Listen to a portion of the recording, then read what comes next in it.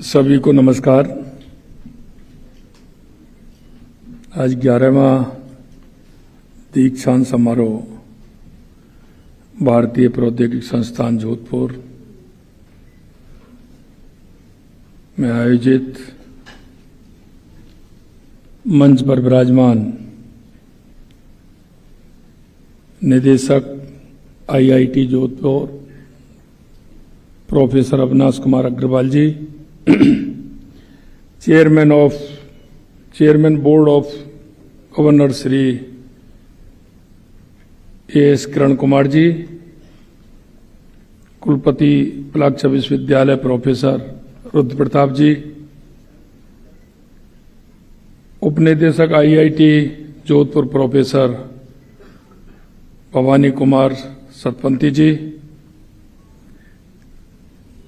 मेरे साथ आए हमारे विधायक बाबू सिंह जी राठौड़ साहब, विधायक भैराराम जी सियोल साहब, हमारे राज्यसभा के पूर्व सांसद नारायण पंचारिया जी, विश्वविद्यालय के समस्त शिक्षकगण एवं प्यारे विद्यार्थी भाई और बहनों, सबसे पहले तो मैं धन्यवाद देना चाहता हूं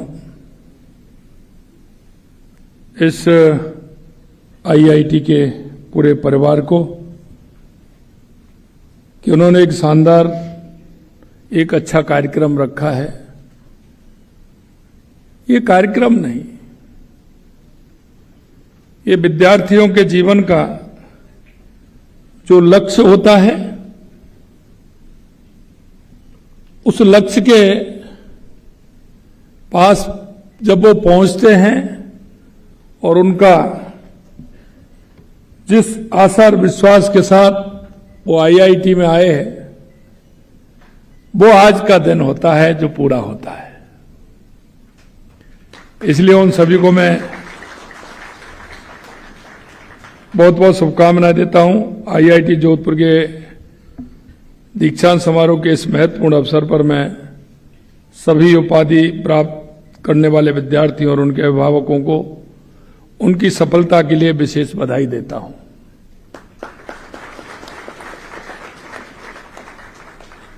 क्योंकि विद्यार्थी के साथ साथ परिवार का बहुत बड़ा दिन होता है। हर माता को, हर पिता को ये बहुत बड़ी आशा होती है, क्योंकि माता पिता जो सपने देखते हैं और जब वो सपने देखते हैं और जब सपने पूरे होने होते हैं तो विद्यार्थियों को तो खुशी होती है, लेकिन उनके माता पिता की खुशी का एहसास आप नहीं कर सकते, वो माता पिता ही कर सकते हैं। मैं तो इतना कहूंगा कि थार की गोद में बसा जोधपुर सुंदर प्राकृतिक दृश्य प्रस्तुत करता है। शहर के चारों ओर फैले रेत के टीले, दूर दूर तक फैला मरुस्थलीय परिदृश्य इसकी एक अलग पहचान बनाता है। आप सब यहां से जाएंगे तो यहां के उम्मेद उद्यान, कायलाना झील और बाल समंद झील जैसे स्थल की हरियाली को जरूर याद करोगे। यही नहीं, आप जब यहां से जाओगे तो यहां के मिर्ची बड़े को जरूर याद करोगे।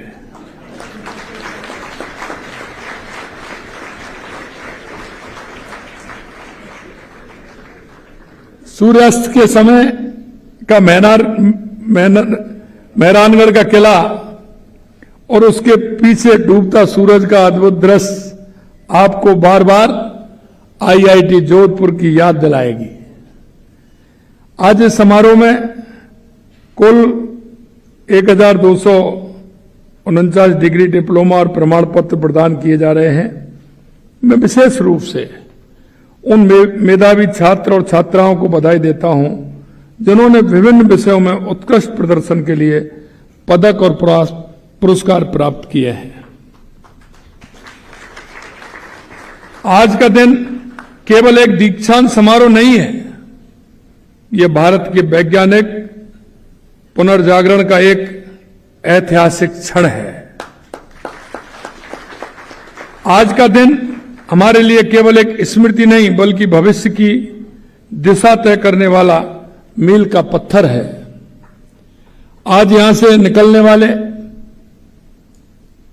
1288 स्नातक केवल डिग्रीधारी नहीं है, ये युवा शक्ति है। भारत को विकसित भारत 2047 के सपने को साकार करने में आप अग्रणी भूमिका निभाएंगे। मुझे इस बात की बहुत खुशी है और गर्व है कि आपने अपनी उपाधि आईआईटी जोधपुर जैसे एक बहुत ही समृद्ध तकनीकी संस्थान से प्राप्त की है। जोधपुर के बारे में, जोधपुर की स्थापना, इस आईआईटी की स्थापना 2008 में हुई थी और यहां भारत के प्रतिष्ठित आईआईटी संस्थानों में से जो एक है। Computer science, data science, AI, electrical, mechanical, bio engineering आदि के क्षेत्र में संस्थान अपनी शिक्षा और रिसर्च के लिए जाना जाता है। मानविकी और सामाजिक विज्ञान, डिजिटल, स्वास्थ्य, स्मार्ट मैन्युफैक्चरिंग जैसे उभरते क्षेत्र में भी इस संस्थान ने अपना लोहा मनवाया है। आईआईटी जोधपुर मरदरा की इस धरती में एक चमकता हुआ मोती है जो न केवल जोधपुर और राजस्थान में बल्कि पूरे भारतवर्ष में अपनी चमक बिखेर रहा है। जब मैं राजस्थान की सुंदर भूमि के हृदय में स्थित इस भव्य संस्थान के समक्ष खड़ा हूं तो मुझे प्राचीन संस्कृत ज्ञान की याद आती है। विद्या ददाति विनयम, विद्या ददाति विनयम, विनया दत्ति पात्रताम, पात्रताम मान उक्ति धर्मार्थम तत्सुखम।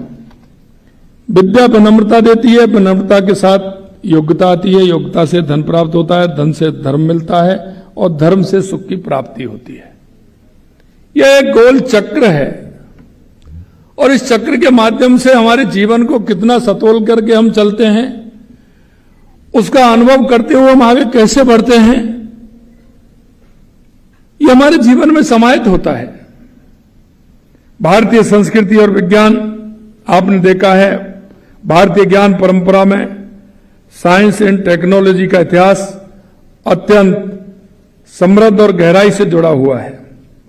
प्राचीन भारत में ज्ञान का उद्देश्य केवल दर्शन या आध्यात्मिक नहीं था, बल्कि व्यावहारिक उपयोग, प्राकृतिक सिद्धांतों की खोज और समाज हित में तकनीक का विकास भी था। हमारे ऋषियों ने ही शून्य की खोज की, जिसने आधुनिक गणित और कंप्यूटर विज्ञान की नींव रखी। यह आर्यभट्ट और ब्रह्मगुप्त के कार्यों में स्पष्ट रूप से दिखाई देता है। आधुनिक गणना के लिए दशमलव प्रणाली की शुरुआत भी भारत से हुई। आपको जानकर हैरानी होगी कि लेकिन त्रिकोणमितीय फलन साइन कोसाइन का विकास भारत में ही हुआ। भास्कराचार्य और बरामेहर ने भी इसमें योगदान दिया है। प्रिय विद्यार्थियों, मैं इतना कहना चाहता हूं, आईआईटी जैसे प्रतिष्ठित संस्थान आपने जो ज्ञान और कौशल अर्जित किया है वह आपके खुद के साथ ही देश और प्रदेश के भविष्य को भी आकार देने में आपको सक्षम बनाएगा। आप में से हर एक में भारत को विश्व की अग्रणी शक्ति बनाने की क्षमता और मुझे भरोसा है कि आप जैसे मेधावी युवा अपने ज्ञान और विशेषज्ञता का उपयोग देश और प्रदेश के विकास के लिए करेंगे। यही नहीं, मैं आपको याद दिलाना चाहता हूं, स्वामी विवेकानंद जी ने कहा था और वो 1893 में कहा, उठो जागो और इस देश दुनिया पर छा जाओ। उठो जागो, इस देश दुनिया पर छा जाओ, 21वीं सदी भारत की होगी। यह 1893 में स्वामी विवेकानंद जी ने कहा था। मित्रों, वो समय आ गया है, पूरा विश्व भय फैलाए हुए आपकी ओर देख रहा है। और लोग कहते भी हैं कि भारत के अंदर जो टैलेंट है वो दुनिया में कहीं नहीं है। इसलिए मैं आपसे कहना चाहता हूं कि स्वामी विवेकानंद जी ने जो कहा था वो सपना पूरे होते हुए हमारी ये युवा पीढ़ी देखेगी और निश्चित रूप से भारत विश्व गुरु बनेगा और देश दुनिया में छाने का मौका आपको मिल गया है और दुनिया आपकी राह देख रही है। हम तो आपके उद्यमिता और नवाचारों के प्रयासों का स्वागत करते रहेंगे। 2030 तक हम प्रदेश को $350 बिलियन की इकोनॉमी बनाने की दिशा में काम कर रहे हैं और इसके लिए अनेक अभूतपूर्व कदम उठाए जा रहे हैं। हम प्रदेश को निवेश का एक प्रमुख केंद्र बनाने, उद्योग के अनुकूल माहौल तैयार करने और युवाओं के लिए रोजगार के भरपूर अवसर पैदा करने के लिए प्रतिबद्धता के साथ कार्य कर रहे हैं। इस दिशा में प्रयास करते हुए हमने गत दिसंबर में rising Rajasthan global investment summit आयोजित कर प्रदेश में निवेश एवं रोजगार के द्वार खोलने का काम किया। समिट में 35 लाख करोड़ रुपए से अधिक के एमओयू प्राप्त हुए और आज मुझे खुशी है, आज मुझे इस बात की खुशी है कि हमने इसमें लगभग 4.25 लाख करोड़ के एमओयू धरातल पर उतारने का काम हमने किया है।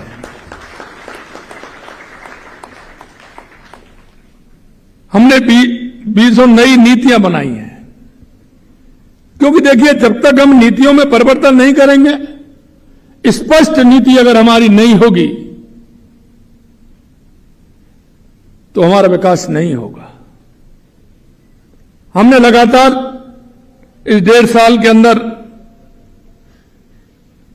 20 नीति बनाने का काम किया। विभिन्न क्षेत्रों से जुड़ी इन नीतियों से कारोबार करना आसान हुआ है, साथ ही विभिन्न क्षेत्रों में उद्यमिता को प्रोत्साहन भी दिए गए हैं। प्रदेश में बहुत बड़ी संभावना है। मित्रों, मैं कहना चाहता हूं कि राजस्थान देश का क्षेत्रफल की दृष्टि से सबसे बड़ा प्रदेश है। इसमें अपार संभावना है।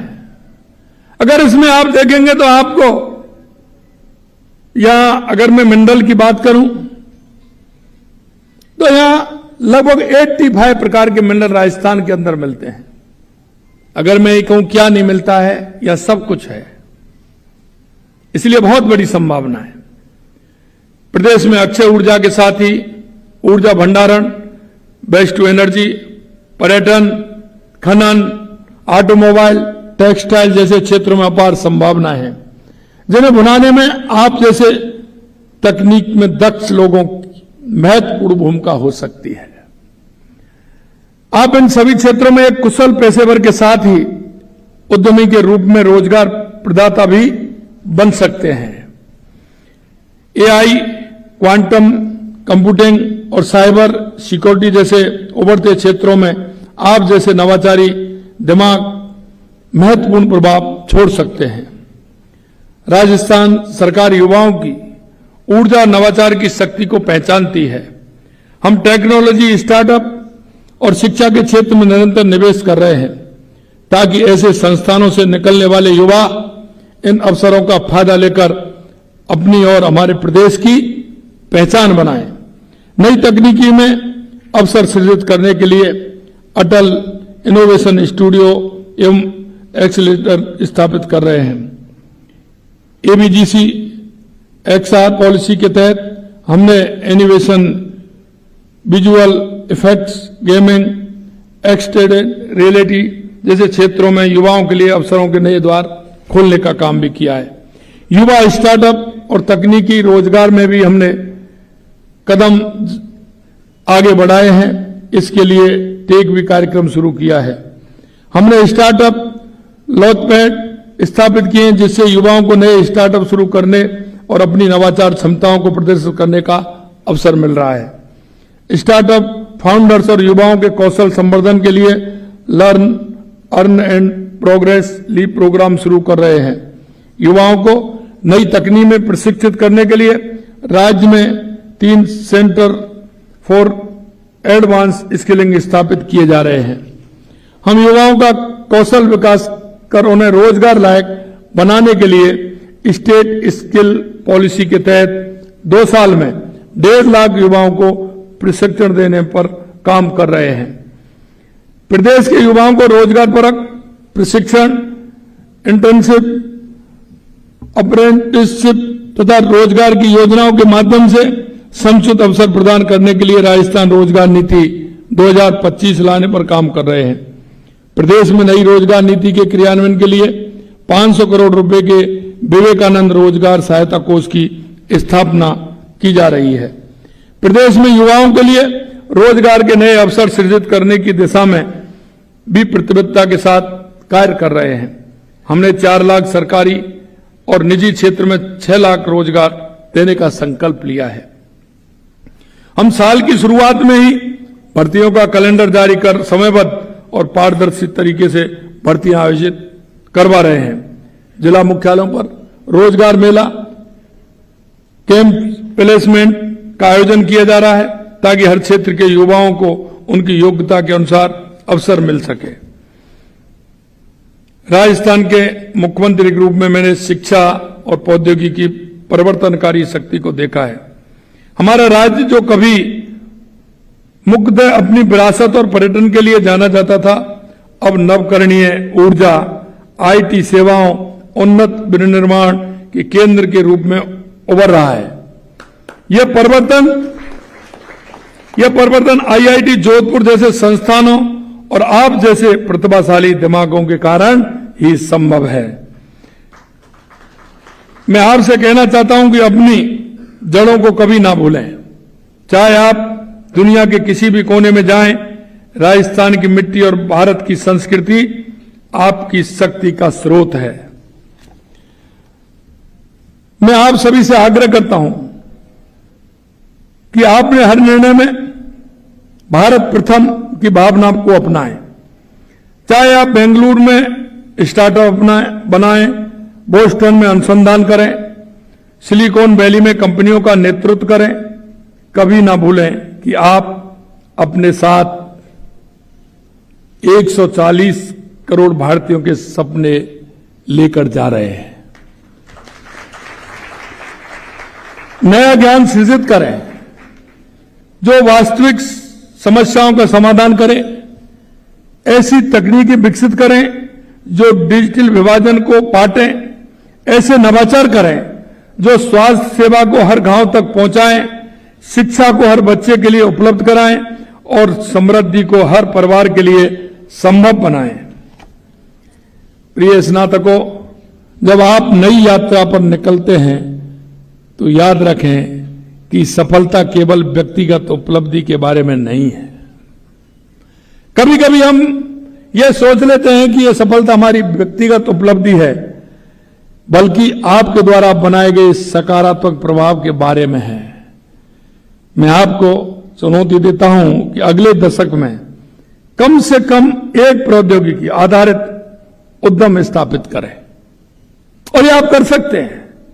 इसलिए मैं आपको आह्वान करता हूं, अपने कैरियर के दौरान कम से कम 10 युवा नवप्रवर्तकों का मार्गदर्शन करें, क्योंकि आपसे आशा और उम्मीद है। कभी आपने भी किसी से आशा की होगी, आपको भी किसी ना किसी ने रास्ता दिखाने का काम किया होगा, लेकिन हमारे जो छोटे भाई बहन आ रहे हैं उनके बारे में विचार करते हुए उनको भी रास्ता दिखाने का काम हम करें। कम से कम एक ऐसी सफलता में योगदान दें जो ग्रामीण भारत को लाभ पहुंचाए। कभी सीखना बंद ना करें, कभी सपने देखना बंद ना करें। अंत में मैं आपको डॉक्टर कलाम के अमर शब्दों की याद दिलाना चाहता हूं। सपने देखो, सपने देखो, सपने देखो। सपने विचारों में बदल जाते हैं और विचार कार्य में परिणत होते हैं। आपके सपने आपकी आईआईटी शिक्षा से समर्पित न केवल आपके जीवन को बदलने की शक्ति रखते हैं, बल्कि हमारे राष्ट्र की नियति को भी बदल सकते हैं। इसलिए मैं आपसे अंत में इतना कहना चाहता हूं कि आपने काफी मेहनत से माता पिता के आशीर्वाद से, ईश्वर की कृपा से। ये ऐसा नहीं है, क्योंकि पूरे देश में 23 IIT है, उनमें से आप उभरते हुए इस देश के नागरिक हैं। आप वो नागरिक हैं जो देश को आपसे आशा है, उम्मीद है। मित्रों, दुनिया में जब चर्चा होती है तो अधिकतर देश इस बात की चर्चा करने लगे हैं कि भारत धीरे धीरे दुनिया की शक्ति बनने जा रहा है। और आपने देखा है 2014 से पहले हम 11वें पायदान में थे अर्थव्यवस्था में, धीरे धीरे हम 5वीं स्थान पर आ गए और आपने देखा है कि 3 महीने पहले हम दुनिया की 4थी अर्थव्यवस्था बने हैं। यह आपको प्रमाण है। और मैं आपसे एक बात को कहना चाहता हूं कि आपने बदलते भारत की तस्वीर देखी है। मेरे सामने जो मेरी उम्र के लोग बैठे हैं, उन्होंने 2014 से पहले का भारत भी देखा है, लेकिन देश के यशस्वी प्रधानमंत्री नरेंद्र मोदी जी के नेतृत्व में एक परिवर्तन भी देखा है। और आयास नहीं है, और यह आयास इसलिए नहीं है कि मैंने आपको कहा था कि 1893 में स्वामी विवेकानंद जी ने कहा कि उठो जागो, इस देश दुनिया पर छा जाओ, 21वीं सदी आपकी होगी। उस नरेंद्र ने कहा था और ये नरेंद्र पूरा कर रहे हैं। ये भी मैं आपको कहना चाहता हूं।